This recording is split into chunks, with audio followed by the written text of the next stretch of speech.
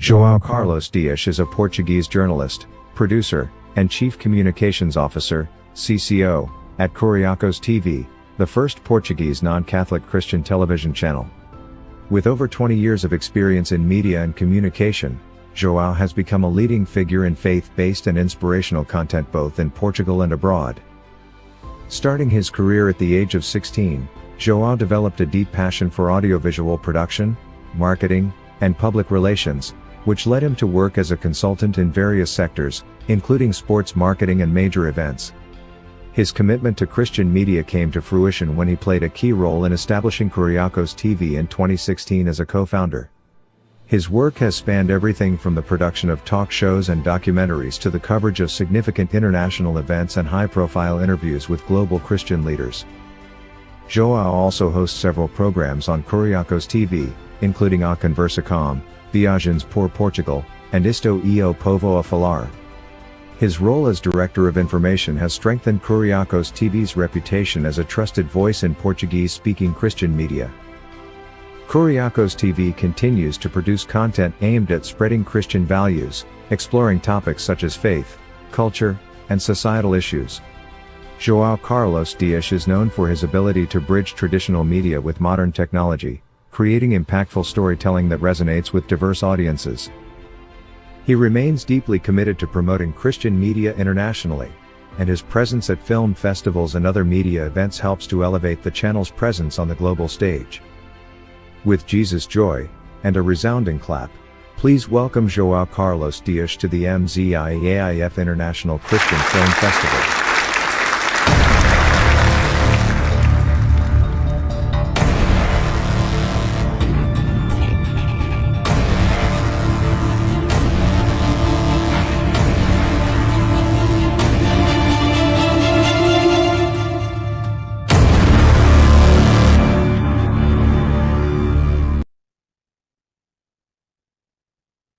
So it's supposed to start, right? Yeah. Absolutely, yes. Thank you so much for this presentation. And before everything, I need to say thank you to Rex and to all of the team of this fantastic event, because I didn't know about you guys, but Rex, besides being the director of the festival, I think, is also a great ambassador of all of this community, because he's always coming to me and to others in other festivals and saying, you guys need to be at MZIAIF ICCF event, because it's such important event. And I attend to his calling, and here I am. I hope that you guys are listening to me in good conditions, because I'm not in Portugal. After all of this presentation, I'm really not in Portugal. I'm at the US, coming from the ICVM event on Washington. Now I am in New York City to take some meetings. And when he told me to talk about the navigating the wave.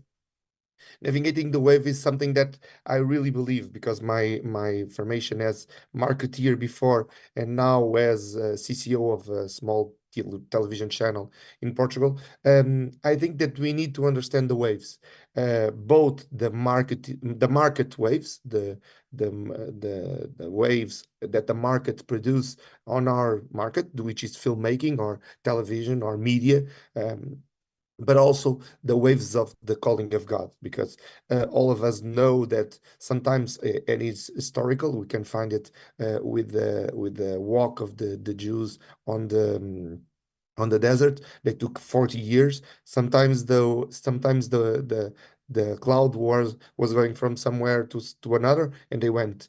And sometimes it went back for the same place, and they went. And they were 40 years following a cloud that would take him to the promised land. Also us need to go to the promised land, because filmmaking is such a difficult thing to do. I always play around, and I try to make jokes of almost about anything. And sometimes I say that the best way to become a billionaire, the best way to become a millionaire on the media world is to start a millionaire, because it's a lot of money to produce, it's a lot of time, it's a lot of moving parts that we need to work with, and somehow, with God's help, we can do it. And sometimes we see beautiful projects, as the one that I just saw before the presentation, with animation, which is a very hard thing to do. Sometimes we see beautiful churches, sometimes we do see beautiful series, platforms, because God is doing something that we weren't expecting him to do, and he changes everything. So the first thing that I have to talk about with you guys is the evolution of film production. Because we, as filmmakers, and most of us as filmmakers, we also always try to have the best cameras, the best illumination, the best sound, everything. We want the best. And if somebody wants to say something to me during this, can use the chat and put there some questions. At the end, I will have a time for Q&A. But if you want to say something, you always can go to the chat, because sometimes I'm accused to speak very fast.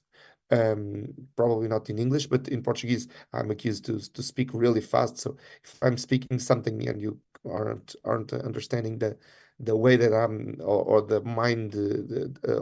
mindset that I'm trying to achieve, please ask. I'm here to try to answer everything that you guys want to ask. But sometimes we try to have big cameras. Behind me, virtually, is one of our sets, what we call the Studio 5 of our campus. And we have illumination, we have good microphones, good cameras. Actually, these are not the cameras that are there anymore. Now we use 4K cameras, and it's beautiful to have 4K cameras. It's beautiful to have beautiful mics, beautiful communications, wireless. It's beautiful to have everything great. But at the point that we are living, and because we have a lot of things to do, we have a calling to take the seeds of salvation to everybody. Sometimes you don't need to have such a big setup. You can use cheaper setups. You can use cheaper technology and have almost the same results. I brought with me, it's a kit that I always bring when I'm traveling, because at the end of the day, I'm a filmmaker. I brought with me a gimbal, an electronic gimbal, a phone, which is 8K with AI technology and Leica lenses. Also, with me, I always bring a set of microphones, because it's very important to have good sound. It's one of the secrets for good production, is having good sound. So it's a kit with two microphones and a receiver that you put on the phone. And oh, I have a raised hand. Let's see who wants to talk.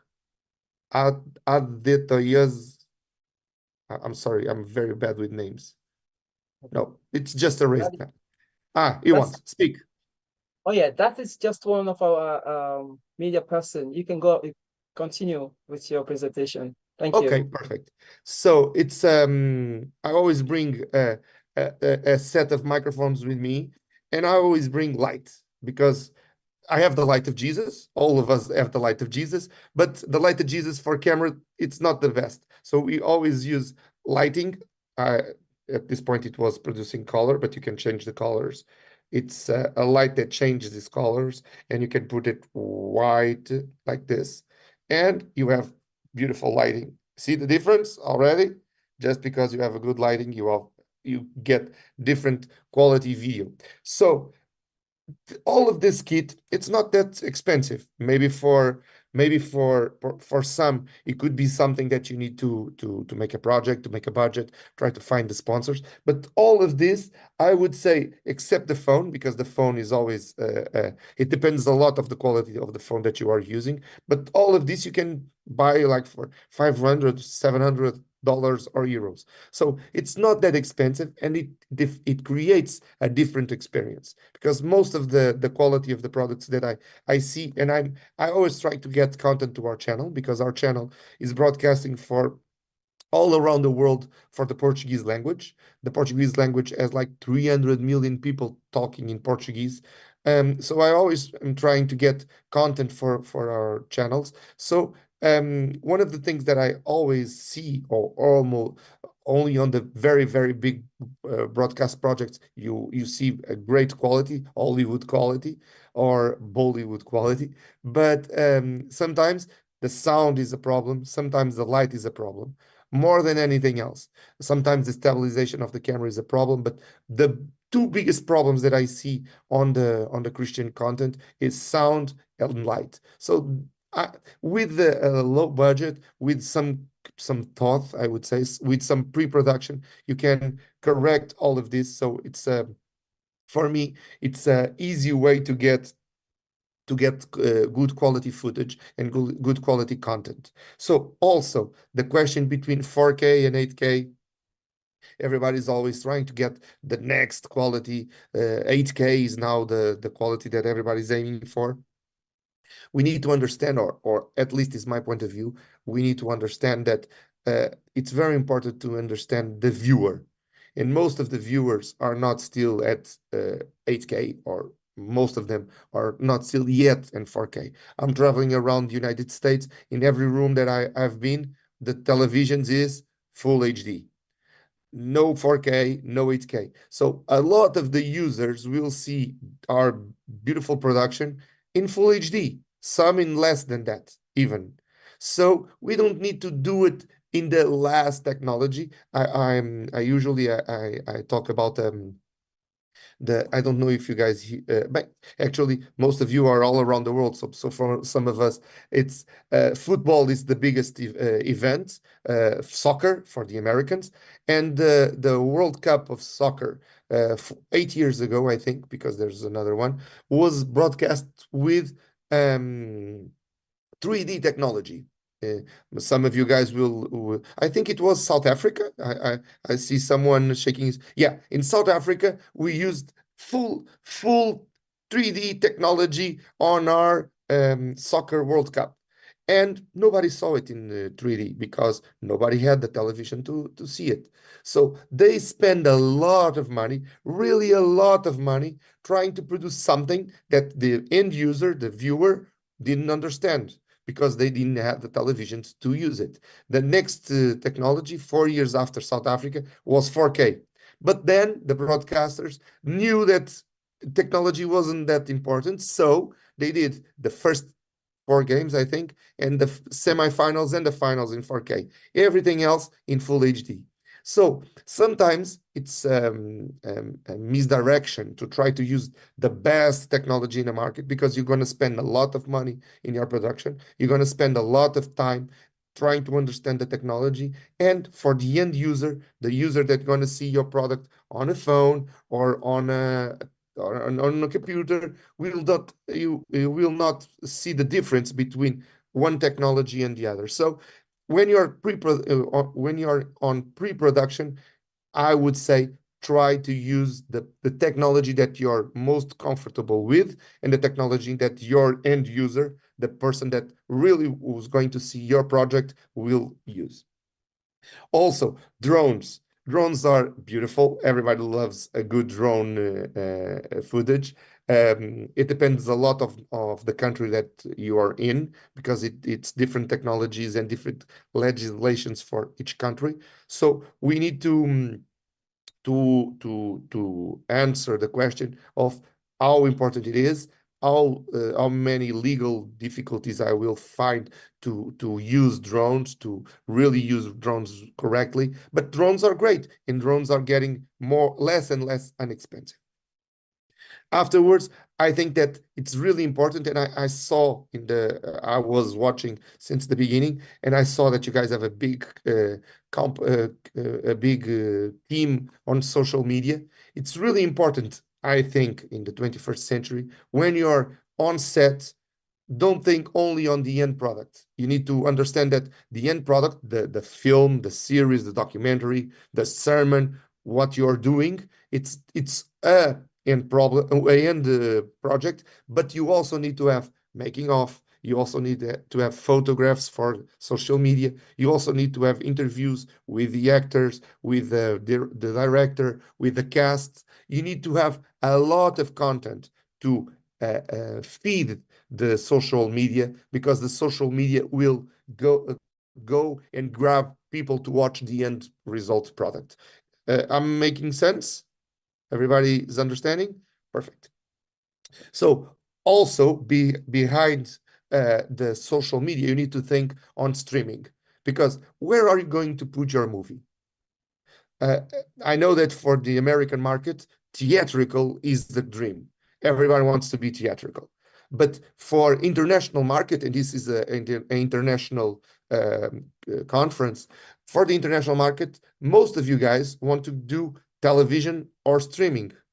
So when you're producing, you need to understand what are you producing for? Am I producing for theatrical and after streaming and after cable? Or I'm just producing for cable, or I'm just producing for television, or I'm just producing for YouTube. So if you understand where you are going, if you have a path to do, you're gonna do it easily, more easily. I'm really tired and jet lagged, so pardon me. But if you have a path, you're gonna follow that path, and you're gonna achieve a better result for your end product. Another way to make money, I think, especially for Christian content, is VOD. I would say that VOD, it's perfect for the Christian market, because what is cold content for a country can be hot content for another country.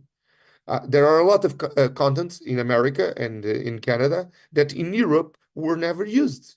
So they could be hot content for a different market. So VOD is a great way to try to engage another audience that you didn't know that existed for your content. So I also believe, and this is the marketeer point of view, I also believe that you need it's probably a marketeer point of view, but I really believe in advertising.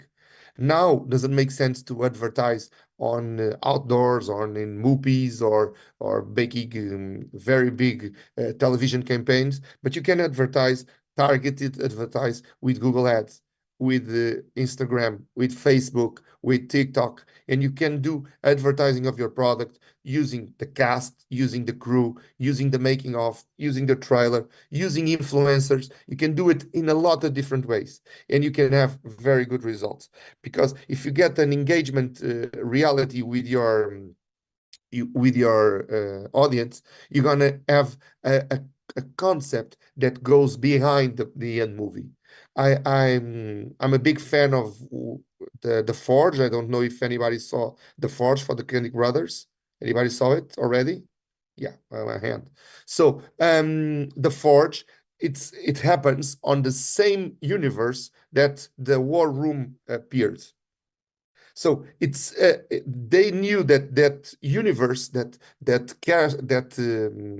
characters universe worked because they have engagement from the audience, and the audience was always telling them, I really like the universe of the War Room.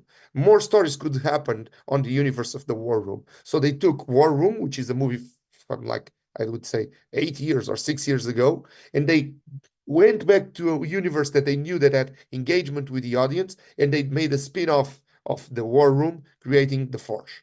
So it's possible, if you understand your market, if you understand your audience, if you understand your engagement, to recreate things that worked and make it work again and again and again. In the secular world, you have Marvel, which is always making the same stories, which is always getting the same characters and putting here and there and here and there and here and there. So if it works for them, it works for us. So I would say something like that. Also, there are tools for technological tools that I think they are the future. And as a lover of technology, everybody's always telling me, what's the next wave? What can we do next? Where are you going with the technology? And the easy answer is really easy, is AI. So the presentation that you saw a few minutes ago of Kyriakos, it's dubbed with a clone voice with AI. So it sounds exactly the same guy that spoke it in Portuguese, but in English. It in my experience wasn't the best because I'm using hotel internet. I think for me the audio was a little bit rough. I hope that you guys listening better, but I can use AI to dub voices for Portuguese. I can use AI to dub voices for Farsi, which is the language that they speak in Pakistan and Afghanistan. I can use it for make it French. I can use it to make it in Spanish, which is a big market. So I can take American products and put it in Portuguese for my audience. So AI in sound, it's great. But it's not only in sound. You can use AI for create chronograms for your team. Everybody knows how hard it is to make a chronogram for a team because the cameraman is only available on Sundays, but the cast is only available on Saturdays. The guy from lighting is only available on Wednesdays. The guy from catering, it's only available on Fridays. So you need to make a calendar where everything works. You give it to AI, and AI will make it somehow happen, or not. This was impossible because they weren't, if you noticed, they weren't really working together. But you can use it for scripting, for asking help. You give them the premise, and then AI will create a lot of different options. So I'm not saying that AI is the best thing in the world because I have a lot of fears on AI. I'm also on the side of AI could be very dangerous for a lot of things. But I will tell you how do I think that AI works. Are you ready? For me, AI is like an incompetent oh, I forgot how to say it in English. Let me think. Intern. Okay, it's like an incompetent intern that just left university. Anybody had a problem with an incompetent intern that just left university? So it's like AI. You're gonna ask it not to bring coffee because AI still doesn't bring coffee, but you can ask it something, but you need to check and recheck if you done it right. You know, when you ask for the intern to call Steve and say to him that I will be there on Friday, you trust that the intern will do it. But just for checking, Steve, the guy called you that we're going to be together on Friday. So AI is like that. You need to check and recheck and triple check if he's doing the right thing. But I would say that AI is great for a lot of things. Also VR, which is virtual reality, and AR, which is augmented reality. I don't know if you guys know, VR for me it's very dangerous because it brings us to a world that is not ours. But AR, which is augmented reality, it's great for a lot of things on filmmaker sets, and it's great for the next step of becoming part of the environment of the viewer. So I would say that both of those the experience are really, really, really important. Now I only have 1 minute and 30 seconds because I'm the producer that always is checking the time. And I will ask, there are any questions to be made from you guys? Yes, we have questions, and please, we want the audience as well. You can put your question in the chat. The chat is enabled. I have a question for you, Carlos. Thank you so much. That was beautiful, beautiful. I Thank you love so much. technology myself, and I want to learn, and seeing you on the set is good. So one of the questions I have for you is this. In your experience, how can independent Christian filmmaker from like MZAIF best leverage the emerging technology to compete in this rapid changing film industry, especially those in the rural area and remote places, with limited resources? Yeah, I would say that for me, more than the technology, the importance is the content, the history. Because if you are in a rural, as you the question was put it for you, if you are in a rural demand place, you're gonna have a very different backdrop of what I have in Lisbon. If you are in Texas or in Nigeria, on Swazilandia or Kilimanjaro, you have a very different background. So if you take what you have and use it correctly, if you have clean lenses, because sometimes people are working and they don't are careful with having their gear cleaned, so the picture is not as good as it could be, even with a less competent technology. But I would say that more important than the gear, it's the story and the pre-production of the story. But if you can get the best gear, of course, use the best gear. I always say, use the best tools that you have available to you. Use the budget until the limit. If you have 500, spend 499. If you have 1,000, spend 999. If you have 1,000,000, spend 990,000. So it's always about that. Thank you so much. We have another question for you on the chat. I read this out. It says, how do you deal with memory on the go with 8K and 4K film with phone or small cameras? Yeah, I would say that, do you really need it to be in 8K? Do you really need it to be in 4K? Because if it was what I was just saying, if the end result, it's not that important to be in 8K or in 4K. In 8K, I don't think it's needed. I would use 8K for establishing shots, for library shots, everything that you think you're going to use for the next 10, 15 years, because you were there just one time. I'm going to give you a easy example. I was in Hong Kong a few months ago, and you don't go to Hong Kong so often. So when you go to Hong Kong, you try to bring as much library footage as you can. So there, if you have a 8K camera or a 16K camera, you film it in 8K or 16K, but not for using at the production that I'm using now. It's just because in the future, if the standard becomes 8K or 16K, my footage will endure longer in time. If you are just using for today, maybe you're gonna put the output in full HD or in 4K. So film in 4K, and even so, it's going to be hard to edit on the go, because even with MacBook Pros, even with fast speed disks, SSD disks, it's going to be hard to on the go. It's going to be hard. Thank you so much. That's beautiful. But I have a question for you myself. You know, you talk about the fact that you have to think about your end users before you produce, because like you said, when they produce something that they don't have the users doesn't have the technology. But then, do you need to bother about your future users? For instance, you know, the thing they produced in 10 years ago is like there's a better technology, and when you watch it when you watch it now, it looks like rubbish. You can see the presentation and all that.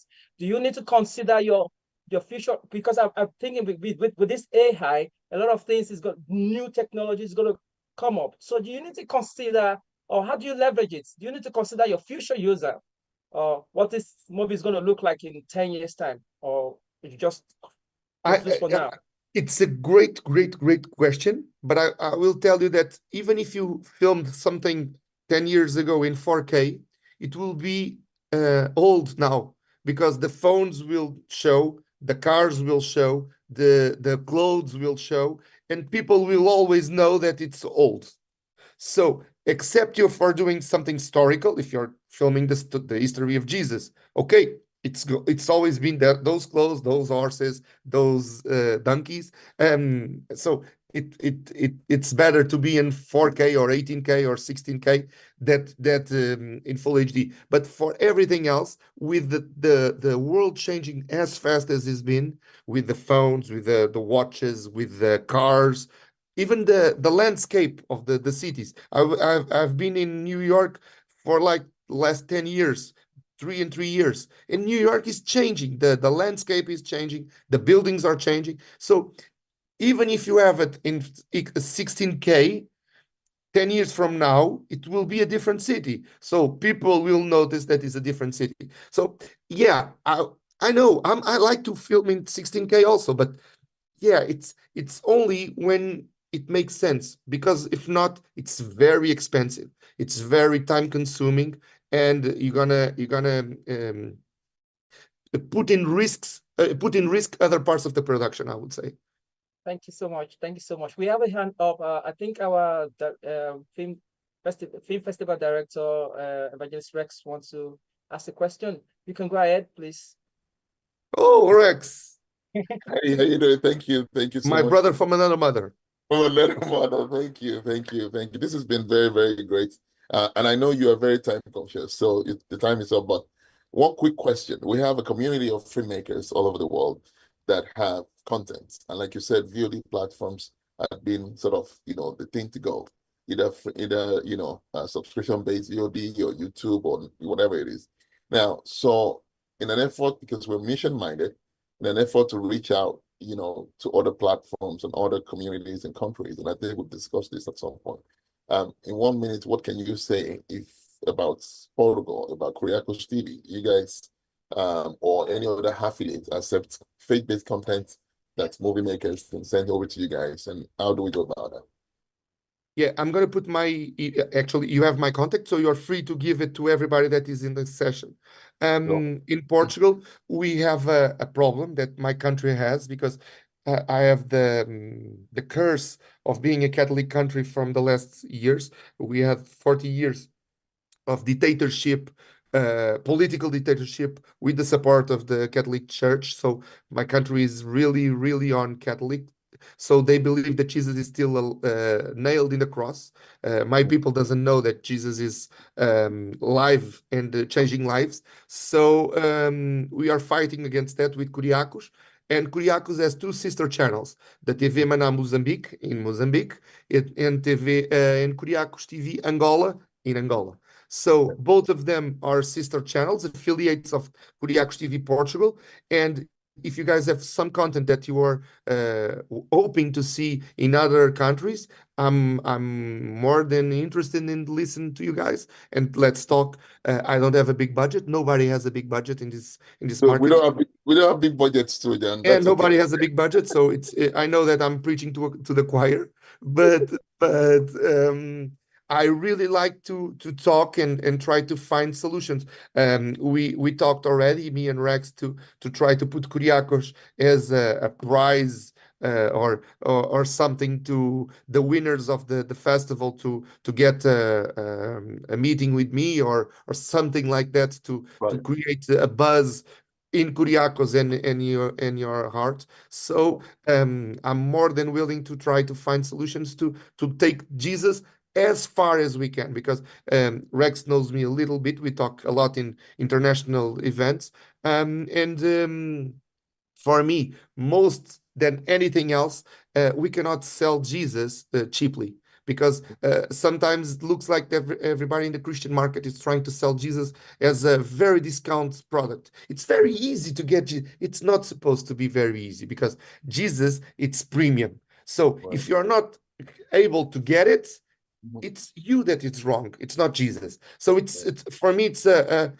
different mindset. Kuriakos, I didn't explain the way that we work in Kuriakos, but Kuriakos tries to put seeds of salvation in secular content, because Kuriakos works like a Christian content, actually a moral-based content television with some Jesus content in it. So everything that you see, it's morally correct. A lot of what you see, it's Christian, but we don't need to say to everybody, open your mouth because I'm putting Jesus in you. Open. No, we do it on a different mindset. We do it like, this is a great person and he's a Christian. This is a great company and it's Christian. This is a great project and Jesus is in it. So it's a different mindset, but it was not the purpose to me to try to sell you guys how do we work with Kuriakos, but yes, we do it like that. Thank you so much, John. I appreciate it. Thank you so much. Thank you so much. Thank you to the 50 people that are watching, because I really thank you guys for fighting this fight, which is taking Jesus through the media. Thank you. Thank you so much. We really love you. Thank you. We really appreciate you for coming, and we enjoy. Of course, we have your contact now. We can reach you for more questions. I know people have a lot to say, but just the time is up, and we've got to let you go. Thank you so much. God bless you, and God will continue to keep you and give you more ideas to expand the kingdom in Jesus' name. God bless you. We love you. Thank you. Thank you. Thank you. Okay.